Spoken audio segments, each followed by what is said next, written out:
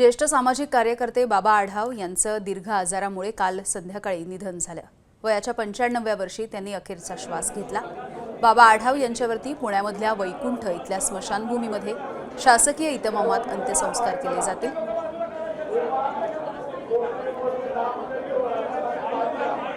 अगदी आज सकाळपासून त्यांच्या अंत्यदर्शनासाठी मोठी रीघ लागलेली देखील बघायला मिळालेली होती। हमाल भवनाच्या इथे त्यांचं पार्थिव हे अंत्यदर्शनासाठी ठेवण्यात आलेलं होतं। तर महात्मा फुले यांचा शेवटचा सत्यशोधक हरपला अशा शब्दामध्ये त्यांच्या जाण्याच्या नंतर वर्णन देखील केलं गेलेलं होतं। गेल्या वर्षी वयाच्या 94व्या वर्षी देखील ते अखेरच्या श्वासापर्यंत श्रमिकांच्या वर्गाचं प्रतिनिधित्व करत राहिले। गेल्या वर्षी 94 वर्षाचे असताना देखील त्यांनी आंदोलनामध्ये पुण्यामध्ये सहभाग घेतलेला होता। ईव्हीएम मध्ये ज्या पद्धतीचे घोळ होत होते त्या विरोधामध्ये आवाज उठवला जात होता, त्यावेळेला बाबा आढाव यांनी पुण्यातल्या आंदोलनामध्ये सहभाग देखील घेतला होता। अगदी काही वेळामध्ये बाबा आढाव यांच्या पार्थिवावरती आज अंत्यसंस्कार पार पडतील।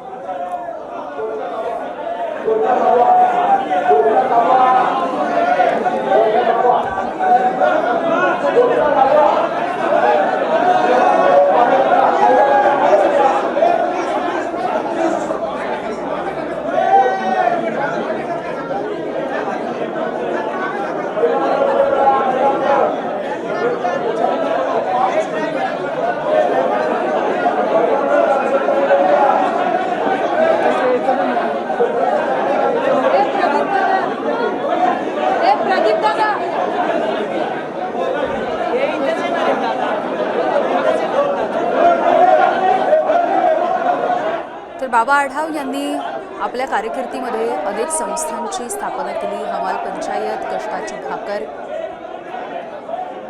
हमाल पंचायतीसाठी शाळा, हमाल पतपेढी,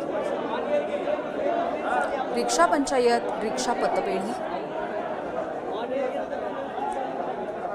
कागद काच पत्रा संघटना, टेम्पो पंचायत, महात्मा फुले समता प्रतिष्ठान, हमाल मापाडी महामंडळ, तरणग्रस्त परिषद, सामाजिक कृतज्ञता निधी,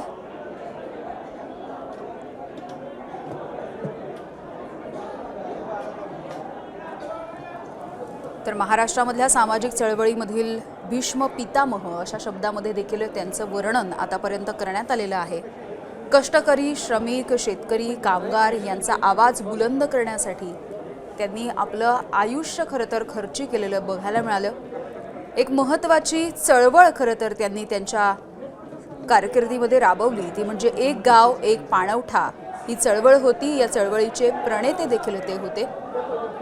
काल रात्री उपचाराच्या दरम्यान रुग्णालयामध्ये 8-8:30च्या दरम्यान त्यांचं निधन झालेलं आहे। वयाच्या 95व्या वर्षी त्यांनी अखेरचा श्वास घेतला।